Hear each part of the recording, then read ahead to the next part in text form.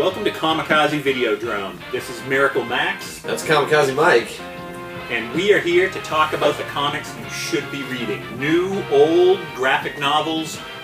We have it all, and we're going to tell it.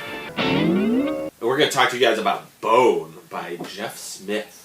Perennial bestseller. Yeah, it's probably like it's like one of the best things you could do for your kids. And yourself. Yeah, and yourself. It's a good book, too. All ages. When did you read Bone? What age? It had to be when you were older, obviously.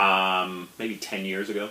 In my 30s. In your 30s. All right. Well, I read Bone when I was probably like in 5th grade, 4th or 5th grade, which... How old were you then? I was like 14. In 4th or 5th grade? You'd be like 10 or 11, dude. Yeah, I know. Held back. A little bit. But Bone is really great. It's sort of like it's a fantasy adventure, but it's not in a really ornate or like really complicated fantasy universe.